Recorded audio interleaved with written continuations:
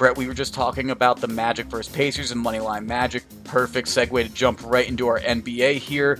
Sixers, Pistons, an interesting game. Sixers favored by 7 in this one. They are visiting Detroit, who is 3-13 this season, 2-7 at home. And I think Philly's going to cover this 7 as they're coming into town. I mean, a 12-5 team. Both of these teams against the spread have done rather well. Philly's slightly better at 9-8 compared to Detroit's 8-7. So I think it'll be right around that 7 points. I don't think Philly's going to blow the doors off of the spread per se, but Detroit's not quite up to snuff with this Philly team, and they can score more than just down low, which Blake Griffin and that team are going to focus mainly on Joel Embiid, I expect. So expect this to maybe be a Tobias Harris, Ben Simmons, some Danny Green corner threes maybe. But Philly -7, that's going to be my play. Yeah, I mean, Joel's been on a tear, so I wouldn't expect him to cool off too much. But They can try. They can try. They can certainly But you're try. right. You're right. It's hard to stop that, man. Yeah, I'll say this, Higgins, an interesting trend I was on for a little bit there. Jeremy Grant went over his scoring prop and something like 12. I had it at 12. I think he might have even hit 13 or 14 straight games over his scoring total. Yeah, he finally hit an under one of his scoring props, but I'm probably going to come back around and hit that over again tomorrow. Just see if he can, keep it going, because at the end of the day, he's hit 12 of his last 13. So if you hit, 13 of your last 14, no one's going to call you cold. No word on what that player prop is yet, but for some reference, he's averaging 24.3 points per game so far this season. So Jeremy Grant having a damn nice start to his season. Yeah, very excited. Go Cuse. Had to shout out our Cuse guy who's, cashing in some overs on this prop market. That's the second mention of Cuse so far on this podcast. Will there be a third in college basketball? We'll see. Yes. All right, but let's talk about some other NBA games here, Brett. I see you like this Heat versus Nets game, another East Coast matchup. Yeah, and I saw this game 2 nights ago, Higgins, by the time everyone's listening to this podcast. And, Brooklyn won, but they didn't win handedly. So I'm going to take Miami to cover 7.5 again.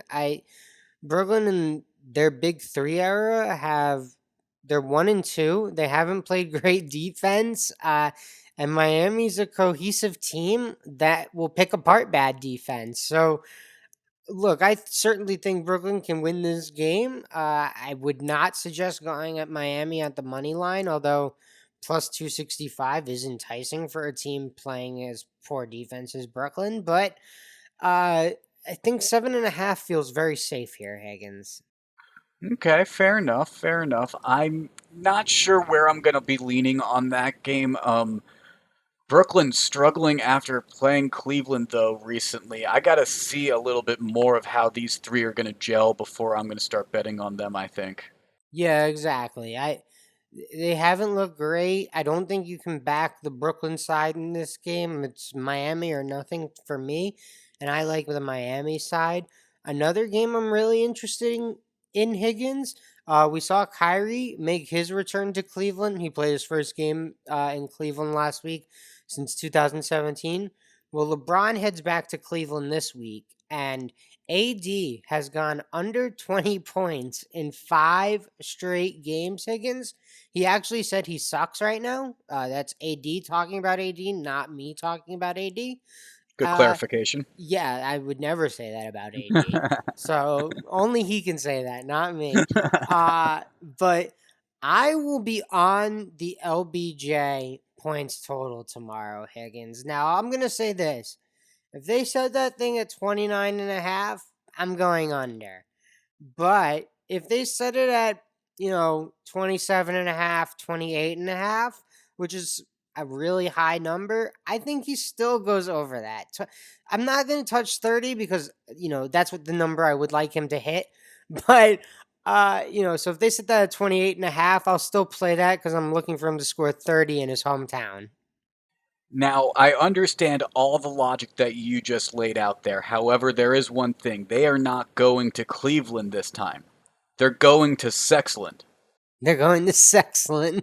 As Kevin Love says, that's the team's destination right now. With Colin Sexton leading that team, he played well against that Brooklyn team, and who knows? I mean, it might be a different environment. That gym might look a little different to LeBron. Who knows? Yeah, well, I mean, look, Colin Sexton's been incredible. Andre Drummond's been fantastic, but yeah, give me the Lakers. But I'm not gonna actually take the Lakers because 10 is way too many points. So there's For no value how on the money line there at all, though. no value on the money line in my mind. I think the Lakers win this one, but to your point, Higgins, and you said it great. Sexland's been great. Andre Drummond's been great. Uh, you know, so I don't really think the Lakers come in there and just pound Cleveland. I think it's a competitive game, but I do not think Cleveland has the firepower to stay with the defending champs. All right, well, let's hop on the bus, head west on 80 and then south on 81 down to Dallas. The Denver Nuggets versus the Dallas Mavericks tomorrow. I mean, on Monday. And I like the Mavericks here. I mean, it's a 9-7 Denver team versus an 8-8 Dallas team. Two talented West Coast teams probably going to be fighting back and forth much of the game. That's why the line's so close at just 1.5 in favor of Denver. But I'm going to be on the home team, and I think that they're going to win, so I'm going to take them on the money line at plus 100. And it's simply because of how these teams have done so far against the spread. The Nuggets are 6-9 against the spread. The Mavericks are 9-6. So with the line so close, why not just take the money line instead? Yeah, why not? Seems logical to me. Higgins get the even money, but I'm gonna stay away from that one. Uh, Certainly two MVP frontrunners, Jokic and Luca, competing in that one, so it should be a great game to watch. But I'm not confident enough to bet it. But I like your play. Even money on Dallas in a game that could certainly go either way. Sure, why not? Even money for the home team's always nice in a close game like that, I think. Yeah. Some other games that'll be going on, Spurs versus Pelicans. There's been some interesting player props to take with the Pelicans, with Brandon Ingram, Zion, and them, but interesting to see as those pieces keep fitting together. And Timberwolves Warriors, the late game, should be interesting to see Andrew Wiggins face off against the Timberwolves. Yeah, good point. That should be interesting. But I Steph Curry needs to average about 7 more made threes per game to pass Ray Allen this year. I don't think that is very likely, so that'll probably be a next year record. But he did just pass Reggie Miller, so Steph Curry, good for you, man! Congratulations, and I look forward to seeing you hit a few more threes against the Timberwolves Monday night. Absolutely. And by the way, in those two games I mentioned, the Pelicans are 3.5 point favorites over the Spurs. Warriors 8 point favorites over the Timberwolves. Neither of us are on either side of those games. Just want to mention those for our listeners, though.